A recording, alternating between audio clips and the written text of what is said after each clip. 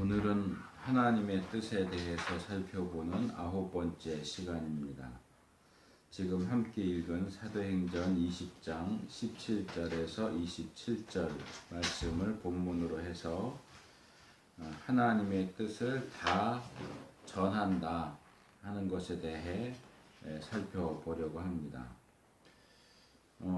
이 주제를 다루는 데 있어서 오늘 우리가 거의 10절 되는 본문을 선택해서 읽었지만 핵심이 되는 구절은 3개입니다. 20절과 26절, 27절 그렇습니다. 다른 구절들은 이 구절들을 이해하는 데 필요한 만큼만 간단하게 살펴보고 이 두 구절을 중심적으로 해서 말씀을 나누려고 합니다. 먼저 17절입니다. 바울이 밀레도에서 사람을 에베소로 보내어 교회 장로들을 청하니 그랬습니다. 이 17절은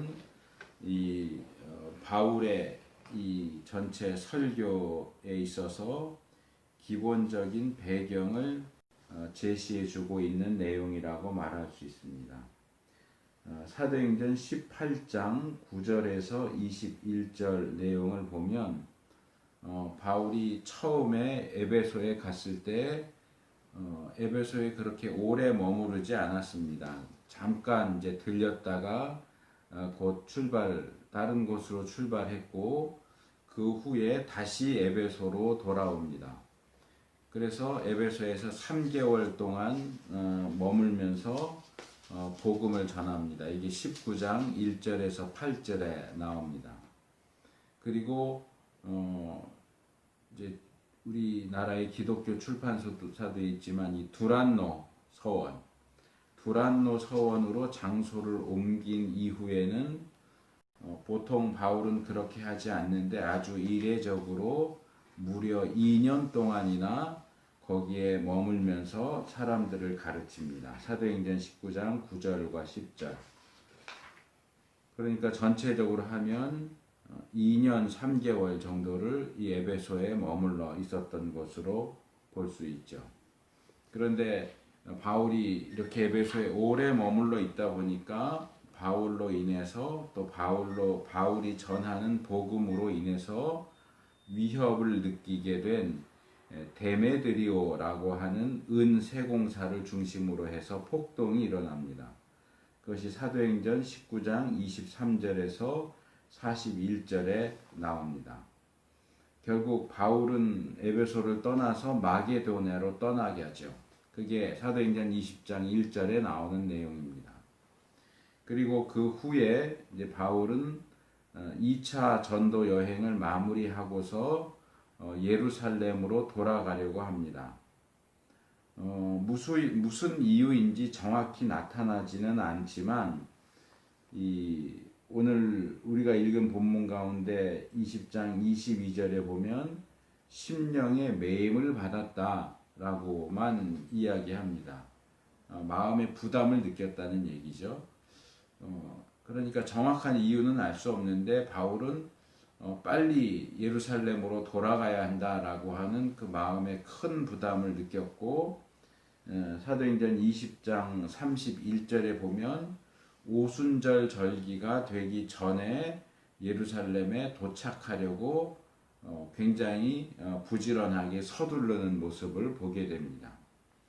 그래서 시간에 맞춰서 무슨 약속을 한 것도 아닌데도 이 오순절 절기 전에 그러니까 오순절을 예루살렘에 가서 지키기 위해서 서둘러서 가다 보니까 자기가 복음을 전한 도시들 또 복음을 전한 사람들을 일일이 다 찾아가고 만나고 그래서는 도저히 그 시간에 맞춰서 예루살렘으로 갈 수 없었기 때문에 최대한 빨리 예루살렘으로 오기 위해서 노력을 하고 그러다 보니까 아까 말한 것처럼 에베소의 경우는 다른 곳과는 달리 무려 2년 3개월이라는 기간을 머무르면서 복음을 전했는데도 불구하고 어쩌면 그렇기 때문에 더더욱 이 에베소에 들렸다가는 시간이 더 많이 지체되겠다라는 생각을 해서인지 에베소를 들리지 않고 곧바로 예루살렘으로 향합니다.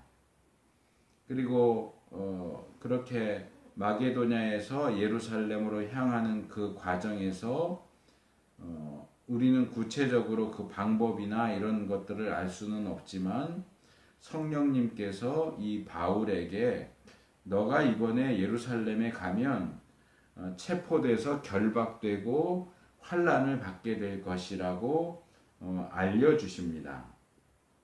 이것도 우리가 조금 전에 읽은 20장 23절에 나와 있는 내용입니다. 그래서 바울은 자기가 예루살렘으로 가면 기본적으로 체포되어서 결박되고 환난을 받게 될 것이다 라고 하는 것을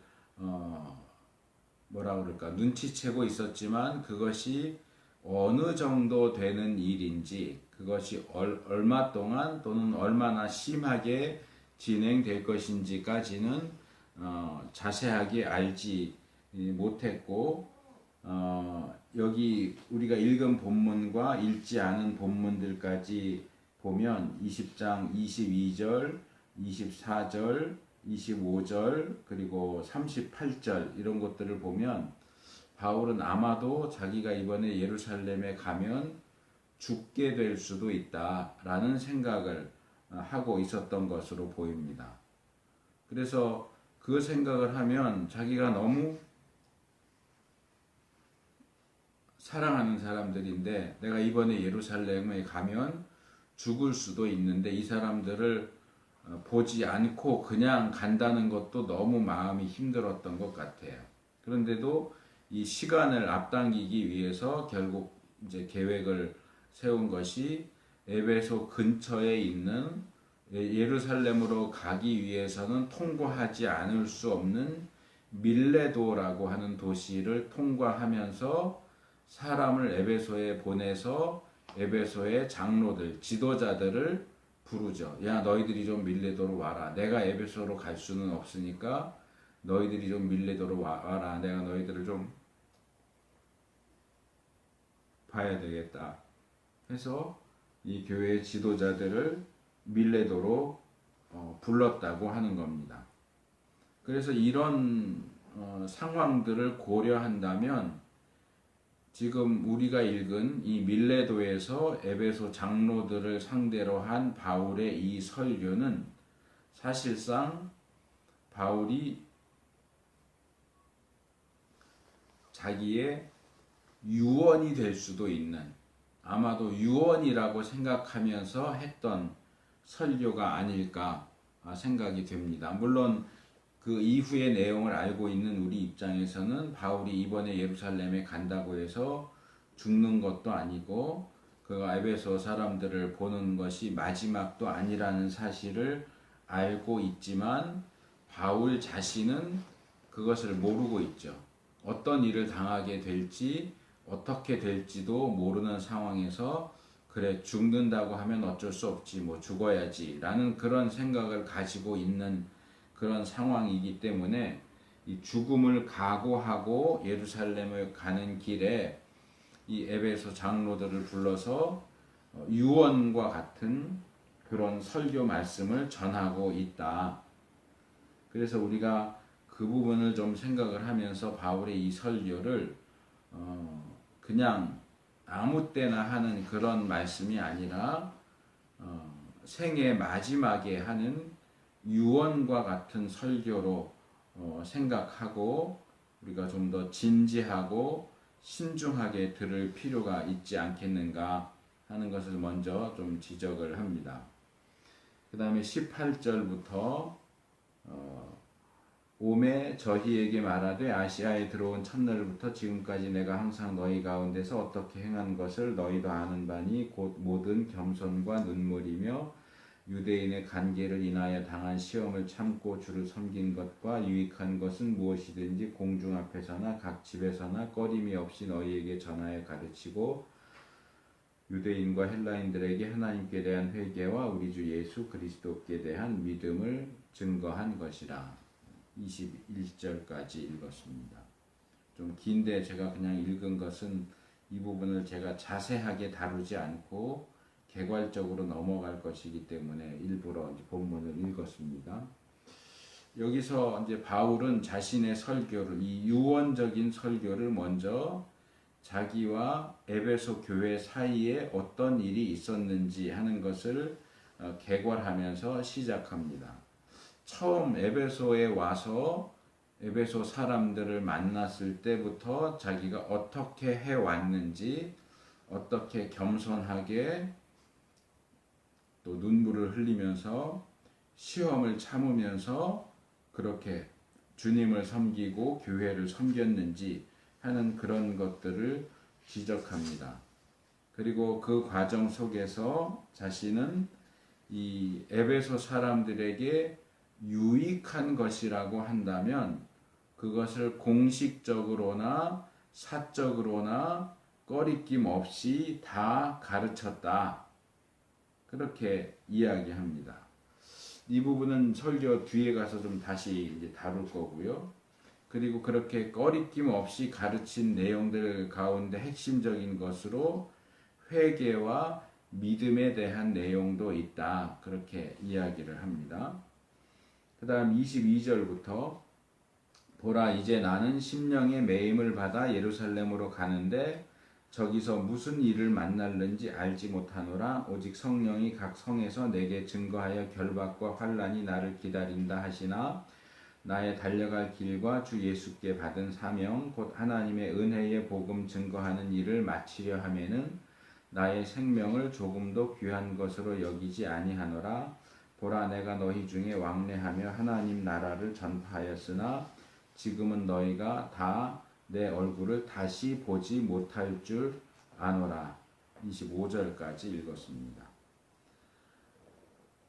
그러면서 이제 과거를 얘기했고 이제는 자신이 처해 있는 현재 상황과 미래 일에 대해서 이야기합니다. 물론 여기서 말하는 미래는 바울 자신의 미래에 대한 얘기고 이 에베소 교회가 부딪히게 된 미래에 대한 내용은 우리가 읽지 않은 28절에서 30절에 나와 있습니다. 바울은 자기가 왜 이렇게 급하게 그리고 이렇게 필사적으로 예루살렘으로 가고 있는지 또 자기 앞에 어떤 미지의 위험이 놓여 있는지를 이야기합니다. 아까도 얘기한 것처럼 바울은 심령의 매임을 받아서 이 큰 부담을 가지고 예루살렘으로 가려고 하고 있고 그런데 그 와중에 들리는 도시마다 성령님께서 어떤 방법을 통해서 하셨는지 모르겠지만 바울에게 결박과 환난이 너를 기다리고 있다. 예루살렘으로 가면 너는 체포될 거고 묶일 것이고 환난을 당하게 될 것이다 라는 사실을 거듭 알려주셨습니다. 우리 같으면 그러면 꼭 예루살렘으로 갈 필요가 있나? 좀 천천히 가든지 아니면 가지 않든지 그럴 수도 있을 텐데 바울은 그 모든 사실을 알면서도 예루살렘에 가는 것을 늦추거나 피하지 않습니다. 왜냐하면 바울이 생각할 때 지금 자기가 예루살렘으로 돌아가는 것은 하나님 나라의 복음을 전파하는 데 있어서 꼭 필요한 일이었고 그렇게 복음을 전파하기 위해서라면 내가 죽는다고 할지라도 예루살렘으로 가야겠다라고 결심을 하고 있음을 밝히고 있습니다. 그래서 그는 자기가 죽는다고 할지라도 하나님 나라의 복음 전하기를 원한다라고 고백을 합니다. 그래서 자기는 가지 않을 수 없다. 예루살렘으로 가지 않을 수는 없다. 그래야 복음 전파하는 일을 할 수 있기 때문이다. 하지만 아쉽게도 이번을 끝으로 더 이상 에베소 교인들을 보지는 못하게 될 것 같다. 내 생각엔 그렇다라고 이야기를 하죠.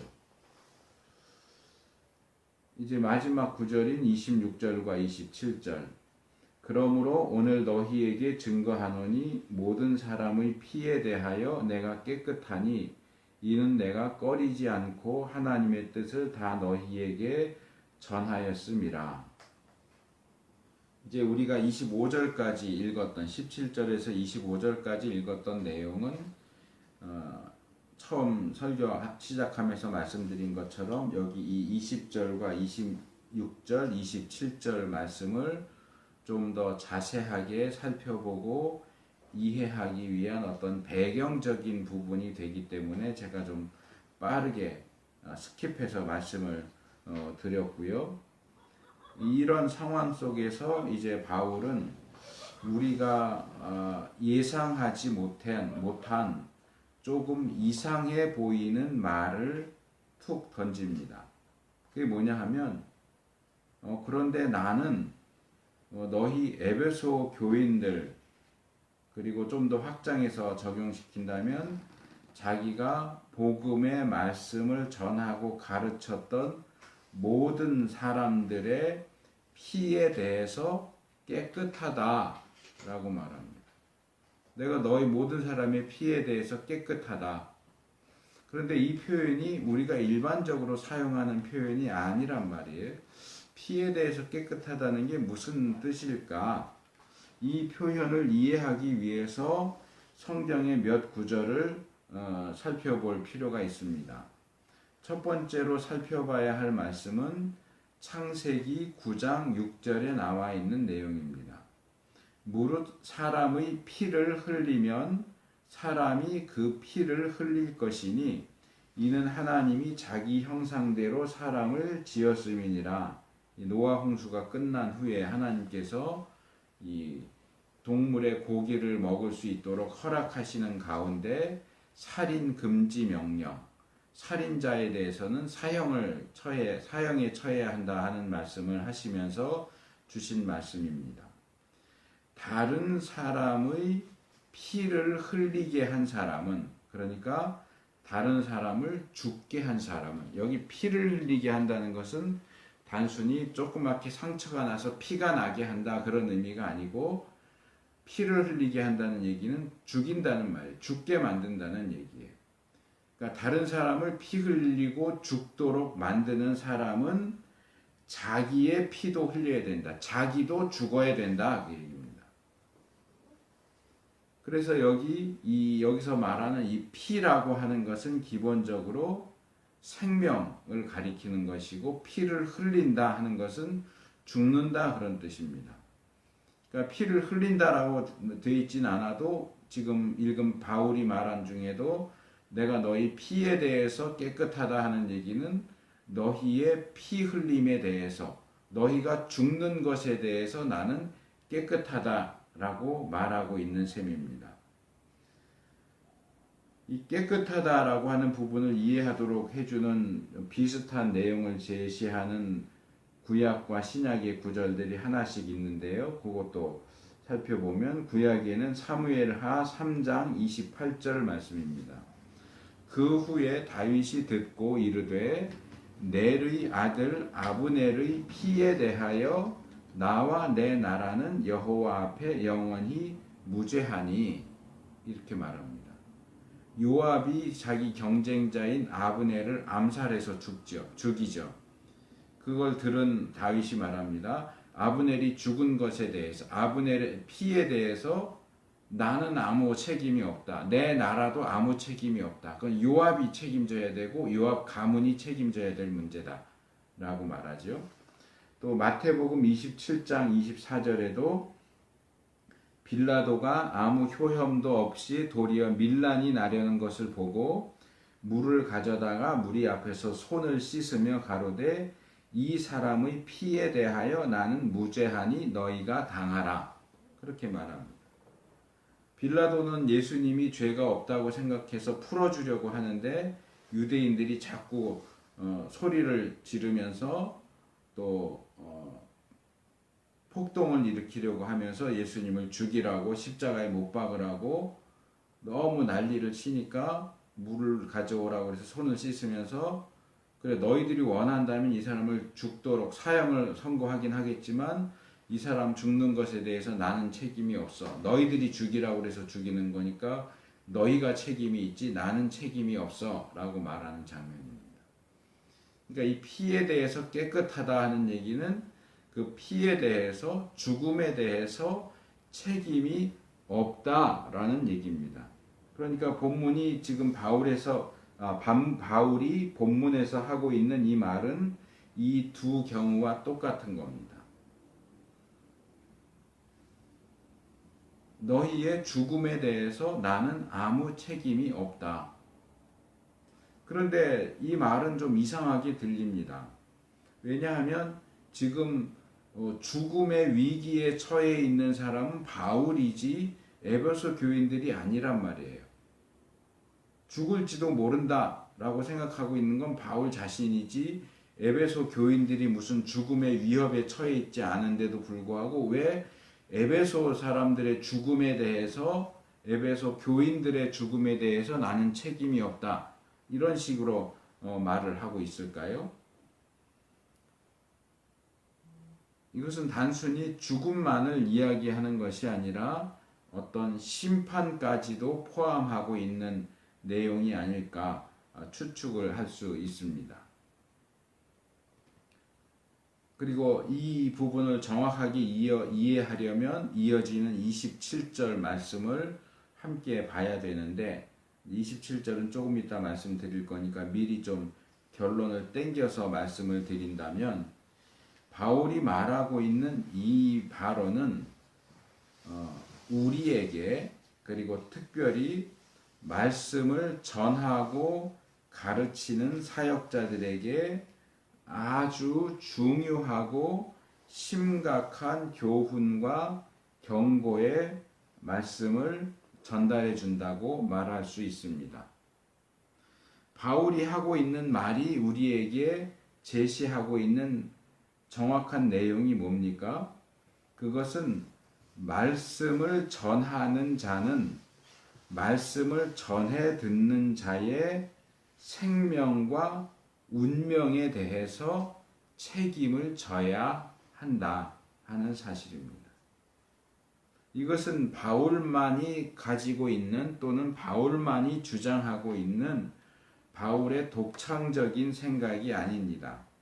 우리는 구약에서도 신약에서도 이러한 사상을 발견할 수 있습니다.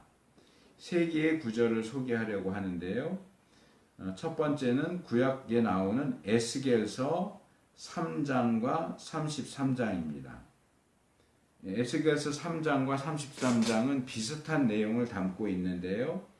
파수꾼에 대한 내용입니다. 하나님께서 선지자인 에스겔을 유다 나라의 파수꾼으로 세우셨다라고 말씀하시면서 파수꾼의 사명에 대해 또 파수꾼의 책임에 대해서 말씀하시는 내용이 나옵니다.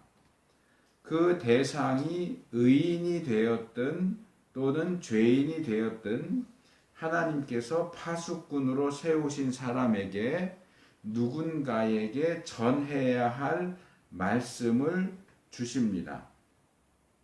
그래서 하나님의 말씀이 이 파수꾼을 통해서 의인이 되었든 죄인이 되었든 그에게 전달되었을 때에 그가 자기에게 전달된 그 말씀을 듣고서 현재 하고 있는 악행을 그치고서 돌이킨다면 그 사람은 목숨을 건질 겁니다.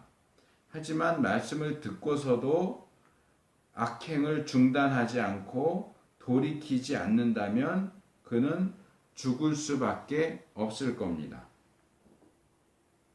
그런데 이 부분에서 하나님께서는 이 파수꾼이 하나님의 뜻과 말씀을 제대로 전달했는데도 불구하고 그들이 그 말씀을 듣고서도 계속해서 악행을 하다가 죽는다면 그들의 죽음에 대한 책임은 그들 자신에게 있다. 그러나 만약에 파수꾼이 전달해야 할 말씀을 받았는데도 불구하고 어떤 이유에서인지 예를 들어 저 사람은 너무 나쁜 놈이라서 내가 말해봐야 듣지 않을 거야.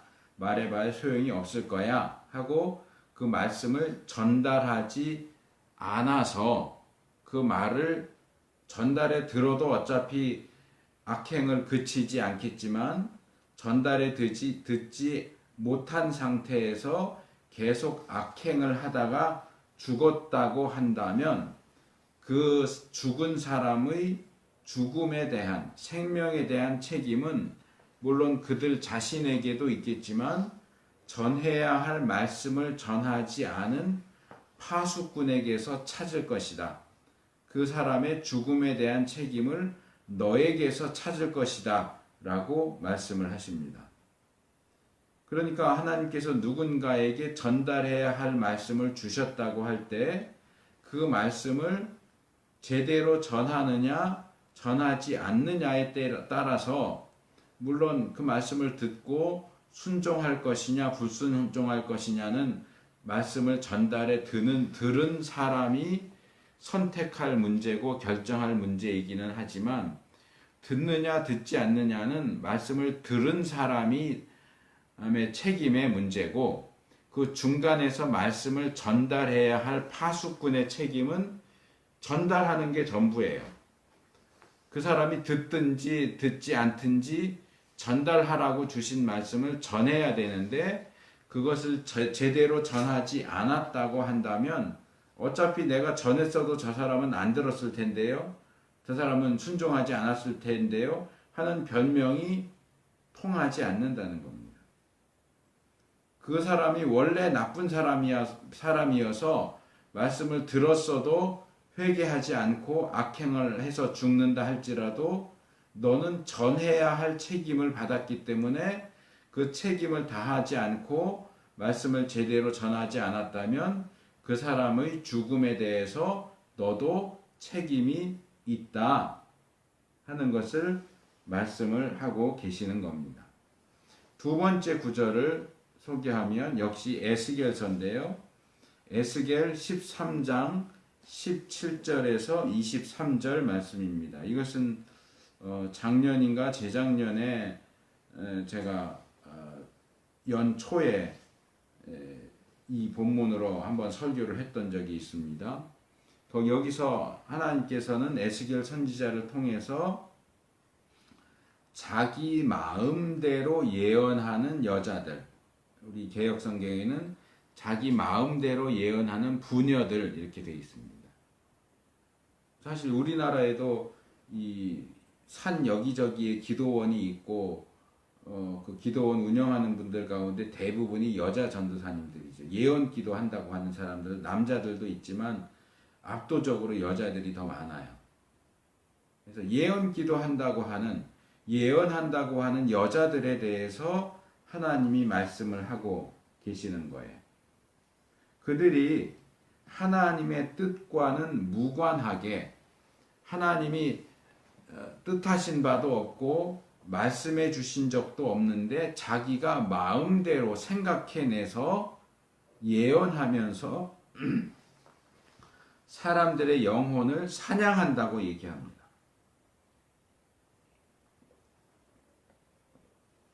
야, 너희들이 사람의 영혼들을 사냥하는데 어떻게 사냥하느냐? 하나님의 말씀이 아닌데 자기가 마음대로 생각해낸 내용, 자기가 꾸며낸 거짓말을 가지고 예언기도 받겠다고 오는 사람한테 그게 하나님의 말씀이라고 말하면서 그것을 통해서 죽지 않을 영혼을 죽게 만들고 살지 못할 영혼을 살리는 그런 악행을 저지른다는 거예요. 이 사람은 의인이에요. 의인이 왔는데 하나님이 말씀을 주신 것도 아닌데 어떤 이유에선지 그 의인에게 너 지금 잘못하고 있어. 너 그렇게 하면 안 돼. 하나님이 너가 잘못하고 있대. 이 거짓말을 해서 의인이 오히려 잘못된 길로 빠져서 죽게 만들어요. 죄인이 기도 받으러 왔는데 그 죄인에게 회개하라고 말해야 되는데 어떤 이유에선지 너 지금 잘하고 있어. 하나님이 너 잘하고 있대. 이래서 계속 악행을 하도록 만들어요. 이런 못된 짓을 하고 있는 여자들이 있다는 거예요. 또 그들은 하나님께서 슬프게 하지 않은 의인들의 마음을 거짓말을 가지고 슬프게 하고 근심하게 만들고, 악인의 손은 거짓말을 해서 그들의 손을 굳게 해서 악에서 돌이켜서 삶을 얻도록 하지 못하게도 한다라고 말씀하시면서 그들의 악행에 대해서 책망하십니다. 네가 사람들 앞에서, 이 하나님 말씀이야, 내가 너한테 지금 예언의 말씀을 한다, 이렇게 하면서 무언가 말을 하는데 그건 전혀 하나님이 주신 말씀도 아닐 뿐더러 너가 그 말을 하면 할수록 상황이 점점 더 꼬여서 의인은 망가뜨리고 죄인은 더 망가뜨리는 그런 결과를 가져오게 하는데, 그건 너무너무 나쁜 일이다. 하면 안 되는 일을 네가 하고 있다. 그런 악행에 대한 형벌로 너희가 더 이상 그런 허탄한 거짓된 묵시를 보거나, 내가 환상을 봤는데, 내가 꿈을 꿨는데, 내가 음성을 들었는데 하나님이 너한테 이렇게 얘기하라고 하셨어. 그 보는 거 듣는 거 다시는 못할 거다. 그나마 그것마저도 거짓된 것이었는데 그 거짓된 환상, 거짓된 음성조차도 더 이상 보거나 들을 수 없게 될 것이고, 더 이상 점을 칠 수도 없게 될 것이다. 이 참 의미심장한 표현이에요. 앞에서는 분명히 자기 마음대로 예언하는 부녀들 이렇게 얘기했지만 여기선 더 이상 예언이라고 말하지 않아요. 점친다고 그래요. 너희가 예언이라고 말하는데 그 예언 아니다. 그 점치는 거다. 점쟁이들이 하는 거랑 똑같아. 요즘 그런 말들 많이 하죠. 기독교 점쟁이. 예언 기도한다고 하는데 예언이 아니라 점치는 사람들이 있어요. 너희들이 하는 건 예언이 아니라는 겁니다. 그건 점치는 거라는 겁니다. 그리고 그런 점치는 행동도 더 이상 할 수 없게 될 것이다 라고 말씀을 하십니다. 이게 하나님의 말씀을 전달한다는 게 얼마나 무서운 일이고 얼마나 책임져야 하는 일인지를 아주 강력하게 얘기하는 말씀이죠. 신약으로 넘어오면 히브리서 13장 17절에 너희를 인도하는 자들에게 순종하고 복종하라. 저희는 너희 영혼을 위하여 경성하기를 자기가 회개할 자인 것 같이 하느니라. 저희로 하여금 즐거움으로 이것을 하게 하고 근심으로 하게 말라. 그렇지 않으면 너희에게 유익이 없느니라. 이렇게 말합니다. 이 본문에 보면 비록 저희가 회개할 자 같이 하느니라. 이 회개는 회개한다. 죄를 잘못했어요. 회개한다. 그 회개가 아니고 회개입니다. 회개. 정산한단 말이에요. 세무서에서 세금 정산하듯이 정산한다는 그 회개입니다. 그 발음이 다르죠. 회개죠. 회개. 자, 교회에 세우신 사역자들은 어떤 사람들이냐? 자기가 맡아서 말씀을 전하고 가르치는 그 대상이 되는 사람들, 양들, 성도들의 영혼에 대해서 자기가 책임져야 하는 사람으로 알고 그렇게 깨어서 사역하는 사람들이 사역자들이다. 여기 뭐뭐 하는 것처럼 할 자 같이 하느니라 라고 했지만 이것은 사실은 그렇지 않은데 그런 것 같이 생각한다, 착각하고 있다 그 얘기가 아니고, 지금 살펴본 것처럼 성경 전체의 가르침에 비추어 본다면 사실상 그것이 맞습니다. 여기서 말하는 게 맞습니다. 그래서 모든 사역자들은 자기에게 맡겨진 성도들의 영혼에 대해서 책임을 져야 하는 사람이다.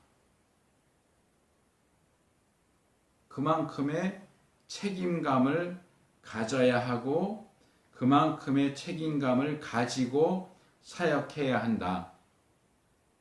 사역자들은 그런 마음을 가지고 해야 되고 성도들은 사역자들이 그런 마음을 가지고 사역하기 때문에 그것을 인정하고 그들이 그런 책임감 가운데서 올바르고 건전하게 말씀을 가르친다면 그것을 받아들이고 순종해야 된다. 속썩이면서 니나 나나 뭐가 다른데, 만인 제사장인데 뭐 목사라고 뭐 달라? 자꾸 가르치려고 그러지 마. 나도 너만큼 알아. 이런 식으로 하면서 사역자들을 근심하게 하면 그들에게 유익을 끼치기 위해서 하나님이 사역자들을 세우셨지만 그 사역자들을 통해서 아무런 유익도 얻을 수 없을 거라는 겁니다.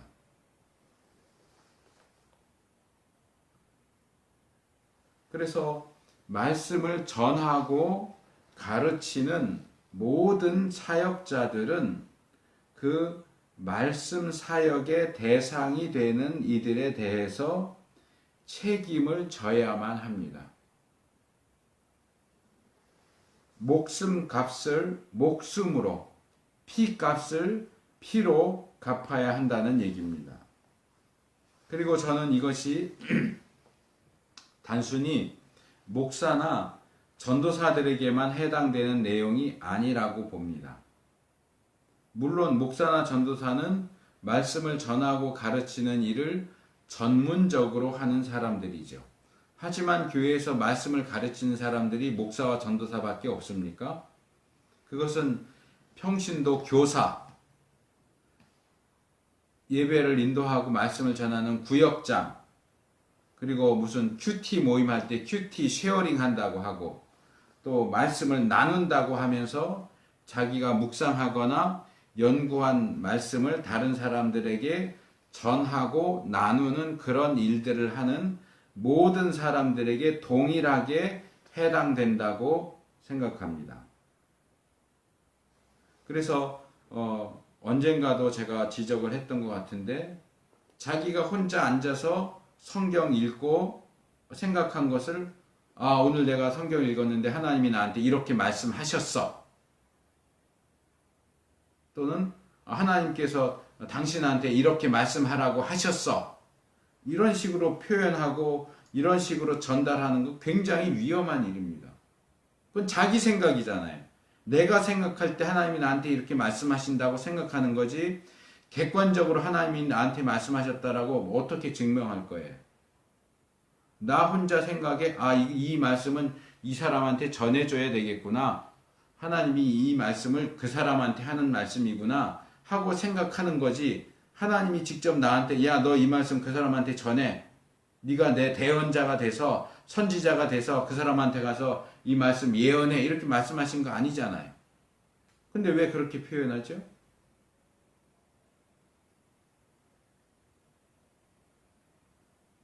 이런 말씀 사역이 얼마나 두려운 일이고 얼마나 책임이 막중한 일인가에 대한 생각이 없는 거죠.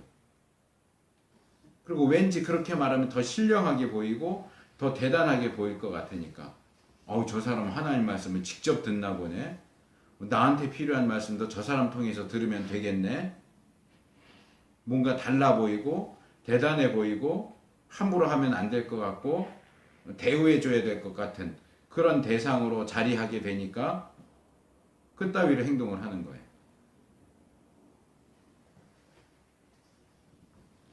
위에서 살펴본 거짓 예언하는 부녀들처럼 하나님께서 말씀하신 것도 아닌데 자기 말을 하나님의 말씀인 것처럼, 결국 뭐예요? 그럼 자기가 하나님인 거잖아요. 하나님의 말씀인 것처럼 제시하는 그런 잘못. 그래서 잘 알지도 못하면서 의인은 슬프게 하고 죄인은 더 기고만장하게 만드는 그런 죄, 그런 잘못을 저지를 수 있는 아주 위험한 행동이라는 겁니다. 바울이 이 말을 하는 것을 어떻게 보면 지금 자기 책임을 피하려는 듯한 그런 모습이 아닌가 하는 생각이 들 수도 있어요. 하지만 바울이 이 말을 제가 앞에서 제시한 것처럼 지금 거의 유언에 가까운 말씀을 전하고 있다 하는 것을 고려한다면 이건 단순히 책임 회피하는 말이 아니에요. 저는 바울의 이 모습을 통해서 모든 사역자들은 또 말씀을 다른 사람들에게 나누고 전달하는 그리스도인들, 평신도들까지도 바울처럼 자기가 하는 그 말씀 사역의 마지막에 자기가 말씀을 가르치거나 나누었던 일의 결과에 대해서 어떤 책임을 져야 하는가 진지하게 생각해 봐야만 한다. 그걸 보여준다라고 생각합니다. 우리는 우리가 말씀을 전하고 가르친 그 대상들의 피에 대해서, 목숨에 대해서, 운명에 대해서, 죽음에 대해서 어떤 책임도 없다고 자신할 수 있습니까? 난 그냥 내 생각을 얘기한 것 뿐인데 왜 자기 생각을 얘기하면서 하나님 말씀이라고 하면서 말해요, 그러면? 뭐 그럴 수도 있고 아닐 수도 있지. 아닐 수도 있는 말씀을 왜 하나님의 말씀이라고 전하냐고요.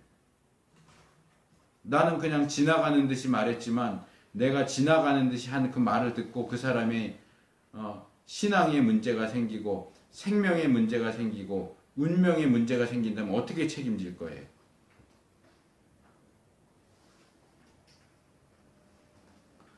바울이 이렇게 자신은 누구의 피에 대해서도 책임이 없다라고 말하고 있는 근거가 27절에 나와 있습니다. 그리고 아까 읽은 것처럼 그것은 그가 꺼리지 않고 하나님의 뜻을 다 전했다 하는 것에 근거합니다. 이 부분은 앞에서 잠깐 살피고 넘어갔던 20절 말씀, 유익한 것은 무엇이든지 공중 앞에서나 각 집에서나 꺼림이 없이 너희에게 전하여 가르치고 라고 했던 말씀과도 연결이 됩니다. 그래서 묶어서 말씀을 드리려고 합니다.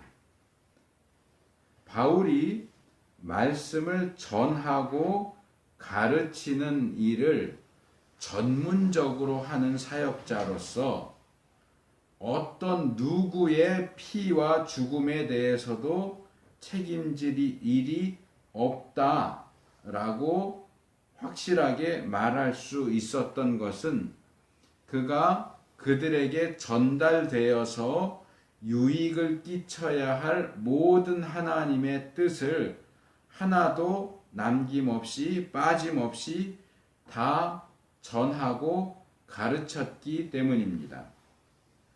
바울은 자기가 생각할 때 이거는 전해야 되는 말씀이고 이거는 굳이 전하지 않아도 돼 라는 식으로 말씀을 구별하지 않았습니다. 또 사람들이 어떻게 반응할까? 이건 사람들이 말씀 전하면 좋아하면서 들을 거야. 또는 이거는 내가 전하면 사람들이 싫어하지 않을까? 얼굴 찌푸리지 않을까? 분위기가 싸해지지 않을까? 해서 사람들이 좋아하는 말씀을 더 많이 전하고 사람들이 거북하게 여기고 싫어할 말씀은 빼버리고 전하지 않거나 하는 그런 식으로 행동하지 않았다는 겁니다. 바울은 하나님께서 전하기를 원하시는 모든 뜻을 그리고 사람들이 들어서 유익할 모든 것을 다 전하고 가르쳤습니다. 바울이 본문에서 사용하고 있는 이 모든 뜻, 이런 유익, 이런 표현들은 바울이 쓴 또 다른 편지인 디모데후서 3장 16절에 나오는 모든 성경은 하나님의 감동으로 된 것으로 교훈과 책망과 바르게 함과 의로 교육하기에 유익하니 라는 말씀을 생각나게 합니다. 그래서 이 모든 성경의 유익함에 대해서 좀 말씀을 덧붙이려고 하는데요. 이 모든 성경의 유익함에 대해서는 제가 전에 한번 포괄적으로 다뤘던 적이 있습니다. 하지만 오늘 주제와 관련해서 다시 한번 말씀을 드리려고 합니다. 우리는 이 모든 성경이 유익하다 하는 이 말씀을 두 가지 측면에서 생각해 볼 수 있습니다. 첫 번째로 여기서 말하는 우리에게 유익한 모든 성경이라고 하는 것은 구약과 신약 모두를 가리키는 표현입니다. 바울이 이 말씀을 썼을 당시의 모든 성경은 사실은 신약은 해당되지 않아요. 디모데 후서가 바울 사역에 있어서 상당히 후기에 쓰여진 책이기 때문에 아마 그 당시에는 바울이 가장 먼저 쓴 데살로니가 후서라든가 그 외에 몇몇 신약 성경이 들어가는 그 책들이 나와 있었을 수도 있지만 아직까지는 신약 성경이 27권으로 이렇게 결집되지 않은 때이기 때문에 아직 교회가 신약 성경을 가지고 있지 않을 때예요. 그렇기 때문에 여기서 말하는 모든 성경은 구약 성경을 가리키는 겁니다. 하지만 우리가 확대해서 이것을 신구약 성경 이렇게 읽는 것이 가능하죠. 그래서 사도행전과 서신서에 나오는 초대교회가 지나가고 사도들에게 직접 배우는 속사도, 그 다음에 변증가들, 그리고 교부들 시대에 오면 이 초대교회가 아주 고민했던 문제 중에 하나가 우리가 이 구약 성경을 어떻게 기독교의 책으로 읽을 것인가, 이 구약 성경이 어떻게 예수 그리스도에 대해서 가르치는 책으로 읽어야 할 것인가 하는 것을 고민을 많이 했습니다. 그래서 초대교회부터 발생한 구약을 읽는 방법 중에 하나가 모형론입니다. 타이폴로지라고 하는 모형론으로 읽고, 또 하나는 좀 불건전한 것인데 알레고리로 읽는 겁니다. 알레고리로 읽으면 구약을 얼마든지 예수 그리스도와 연결시킬 수 있거든요. 그냥 그게 어떻게 연결되는데? 라고 물어봐도 대답할 필요가 없어요. 그냥 한마디면 끝나요. 그냥 내가 그렇게 읽고 싶으니까. 구약의 한 구절 읽고 이건 예수님에 대한 얘기야. 그게 어떻게 예수님에 대한 얘기야? 그냥 내가 그렇게 읽고 싶으니까. 이게 알레고리 해석이에요. 그냥 자기가 읽고 싶은 대로, 자기가 원하는 대로 얼마든지 그냥 갖다 붙이는 방식이 알레고리라는 방식. 모형론은 그래도 그나마 좀 괜찮은, 알레고리보다는 좀 나은데 알레고리는 아주 심하죠. 어쨌든 초대교회가 그렇게 모형론과 알레고리를 통해서 구약 성경을 기독교의 책으로, 예수 그리스도에 대한 책으로 읽었는데, 그런 비슷한 문제가 오늘날 교회 안에도 있는 것 같습니다.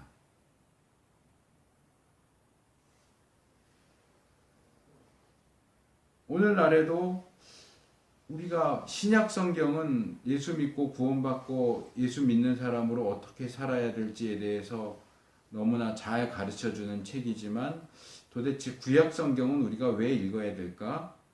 구약의 율법이나 제사나 이런 것들이 오늘날 우리는 전혀 하지도 않는데 그게 우리한테 무슨 관계가 있을까?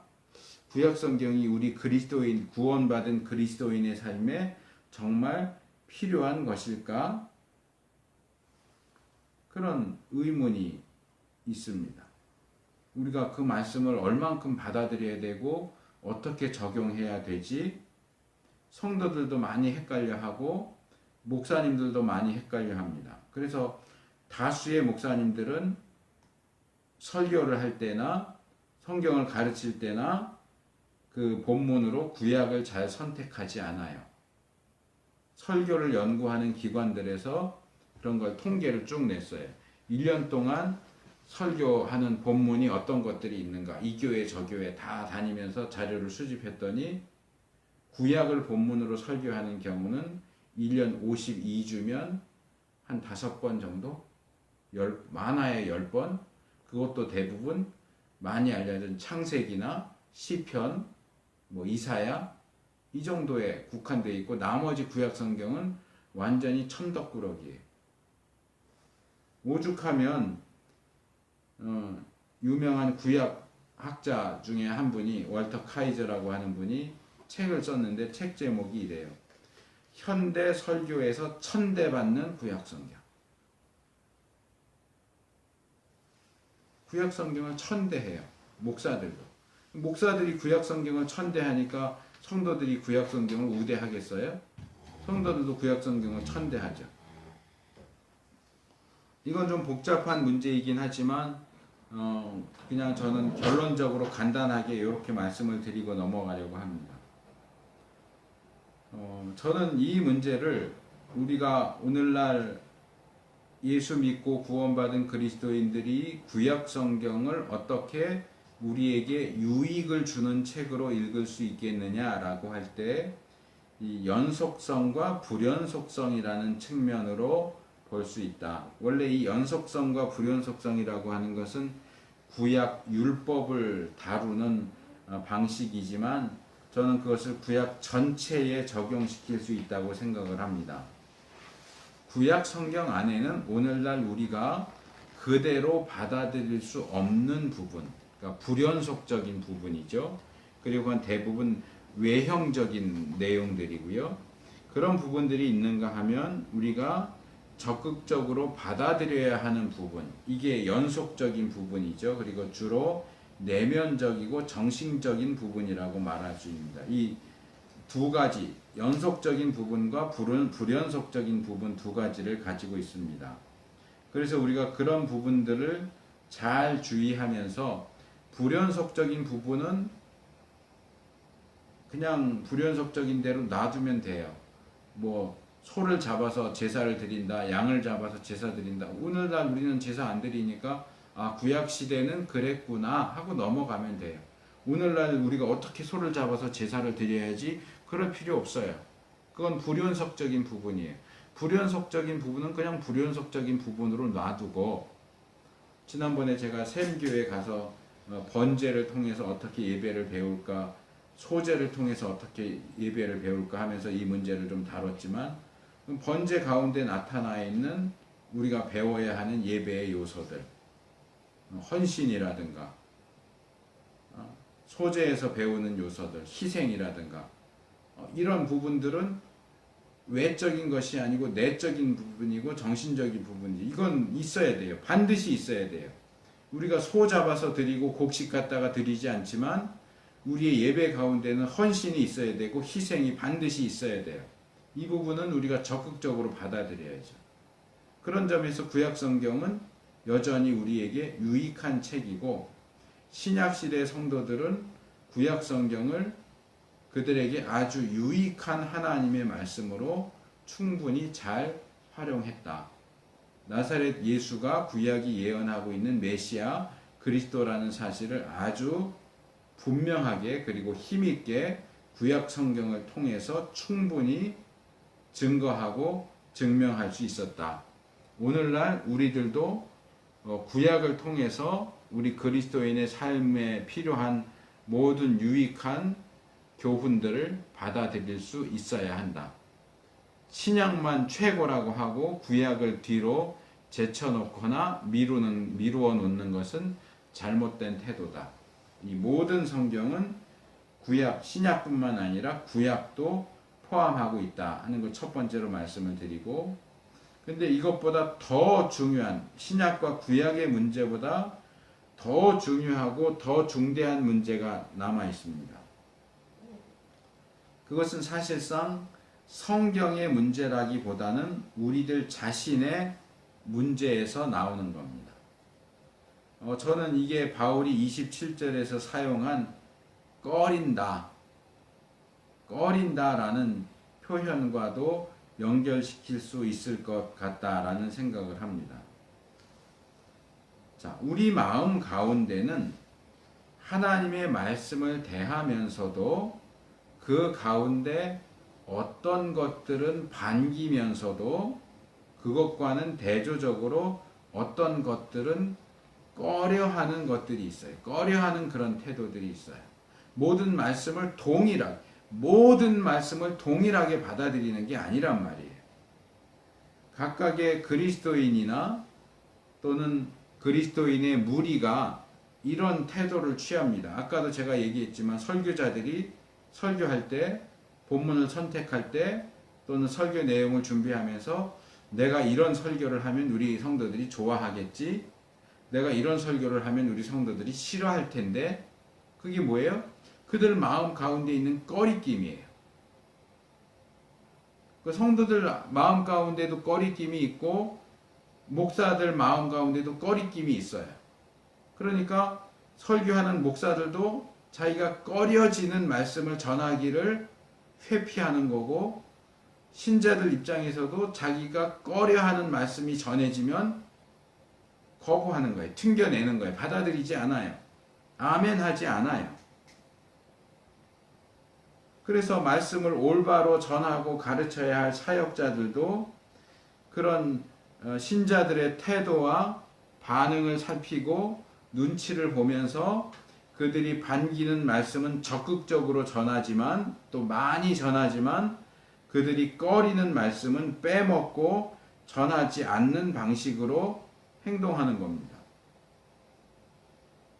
바울이 말하는 무엇이든지 다, 그리고 모든 성경이라고 하는 이런 표현들은 말 그대로 성경에 나와 있는 모든 내용을 포함하는 겁니다. 성경에 나와 있다면 하나도 빼지 않고, 그것이 긍정적인 내용이든 부정적인 내용이든지 다.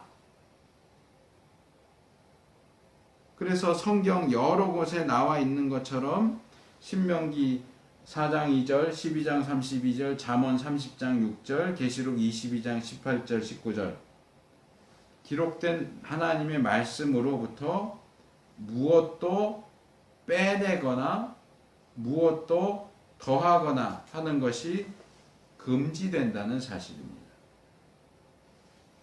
우리는 우리가 좋아하고 원하는 말씀들만 성경에 있는 것처럼, 그것만 성경인 것처럼 취급하고, 받아들이기 꺼려지는 말씀들은 마치 성경에 없는 것처럼 무시하면서 취급할 그럴 권리가 없습니다.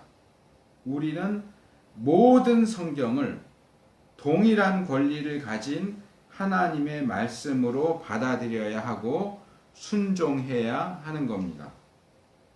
특별히 사역자들은 사람들이 듣기를 원하든지 원하지 않든지, 좋아하든지 싫어하든지 성경에 제시되어 있는 하나님의 뜻을 모두 다 전해야 하고, 그렇게 하나님의 뜻을 모두 전하는 일을 하는 데 있어서 꺼리는 일이 없어야 합니다.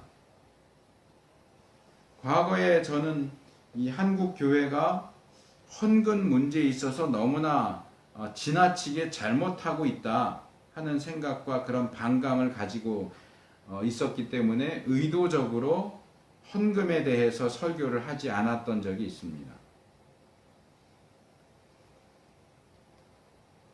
하지만 이 말씀을 읽으면서 내가 그 잘못된 태도였구나 하는 것을 깨달았습니다. 이 사도행전의 이 말씀. 너에게 유익한 것은 공적으로나 사적으로나 전하고 가르쳤다. 하나님의 뜻을 다 전했다. 내가 하나님의 뜻을 다 전하지 않았구나. 사람들이 꺼려하고 내가 꺼려한다고 해서 성경 가운데 있는 말씀인데 그 말씀 전하는 것을 제재하고 금하는 것은 분명히 문제가 있는 태도다. 현실적인 문제가 있다고 할지라도 성경 본문에 헌금에 대한 내용이 있다면 목사가 헌금에 대해서 설교하는 것을 자제하거나 금지하는 것은 잘못된 태도라는 겁니다.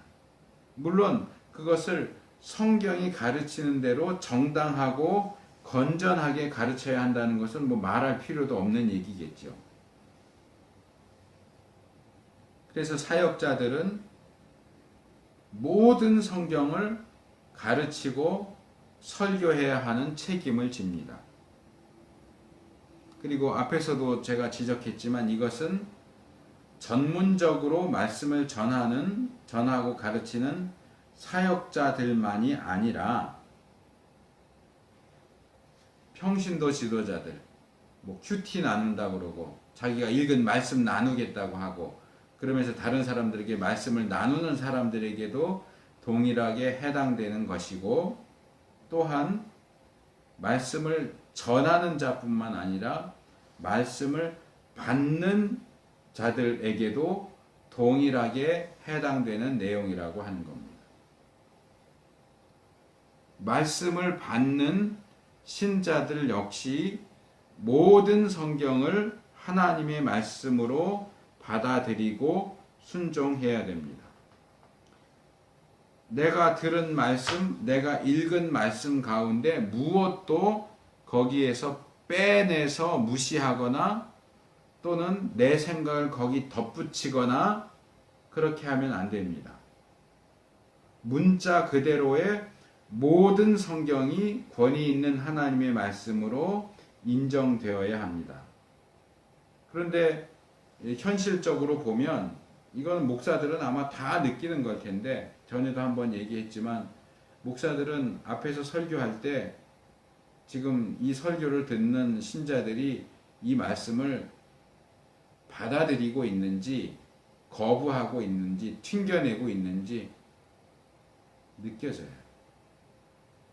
그걸 꼭 겉으로 드러내서 표현하지 않아도 느껴져요. 이게. 아, 지금 흥 하고 그러고 앉아 있구나. 겉으로는 안 그래도 속으로 팔짱 끼고 다리 꼬고 앉아서 니나 잘해 그러고 있구나. 저따위를 말씀이라고 하고 있어 이러고 앉아 있구나 느껴져요.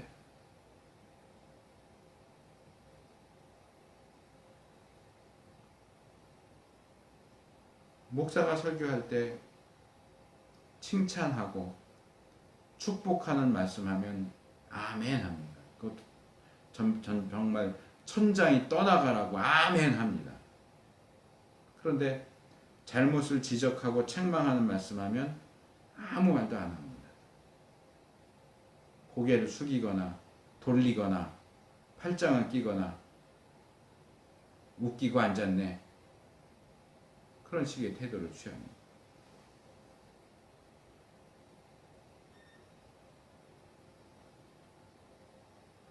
칭찬하고 축복하는 말씀만 하나님의 말씀입니까?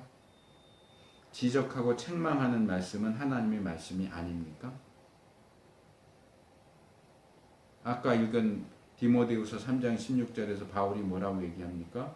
모든 성경은 유익한데 어떻게 유익하다고요? 교훈하는데, 책망하는데, 바르게 하는데, 의로 훈련하는데 유익하다고 그러죠. 근데 책망하는 말을 하면 안 들어요.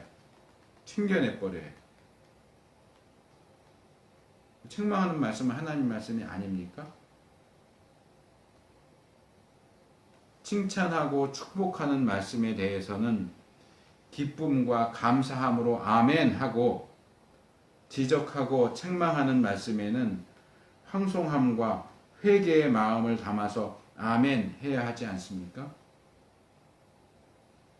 가나안 땅에 들어간 이스라엘 백성이 신명기에 모세를 통해서 전해진 말씀에 따라서 여호수아서에 보면 실제로 들어가서 그리심산과 에발산에 올라가서 그리심산에서는 복을 선포하고 에발산에서는 저주를 선포할 때 복을 선포하는 말씀에 대해서만 아멘 하는 것이 아니라 저주를 선포하는 말씀에 대해서도 아멘 했던 것처럼 신명기 27장에 보면 그렇게 나오잖아요.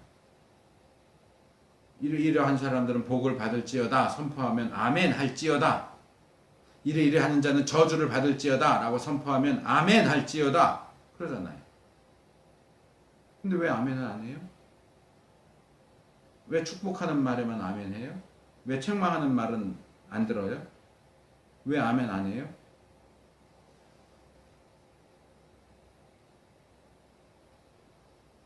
지적하고 책망하는 말씀을 들으면 입술 삐쭉삐쭉하고 얼굴빛을 바꾼다면 그건 뭡니까? 그 말씀을 하나님의 말씀으로 인정하지 않기 때문입니까?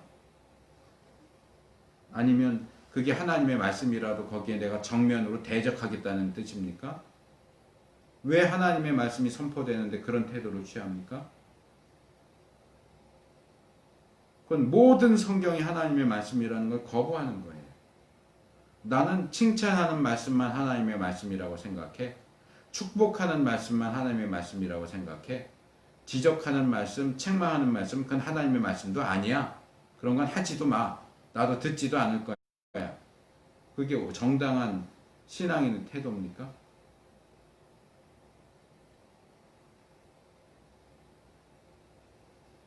사역자들은, 그리고 하나님의 말씀을 다루는 모든 자들은 하나님의 뜻이 담겨 있는 하나님의 모든 말씀을 정당하고 건전하게 모두 다 가르쳐야 합니다. 사람들의 눈치를 보면서 적당히 덧붙이고 적당히 빼내는 방식으로 그렇게 불경하게 하나님의 말씀을 다루는 사람이 있다면 그 사람은 저주받아 마땅한 사람입니다. 사역자이든 아니든 그것이 하나님의 말씀이다 라고 하면서 그런 표현을 입에 담는 사람은 자기 말씀을 듣는 사람의 피와 죽음에 대해서 책임져야 한다는 사실을 명심해야 됩니다. 이 책임감이 없다면 하나님의 말씀을 입에 담지 말아야 됩니다. 하나님께서 말씀하셨어. 하나님이 나에게 말씀하셨어. 하나님이 당신에게 말씀하셨어. 라고 선언해 놓고 나중에는 뭐 그러면 좋고 아니면 말고 하는 식으로 무책임한 태도를 취하는 사람이 있다면 그 사람도 저주받아 마땅한 사람일 겁니다. 하나님의 말씀을 받는 사람도 전체로서의 모든 하나님의 말씀을 내가 뭘 선호하는지, 내 기분이 어떤지, 내 생각이 어떤지, 내 경험이 어떤지, 내가 추종하는 것이 무엇인지 그것과 상관없이 권위 있는 하나님의 말씀으로 받아들여서 순종해야 합니다.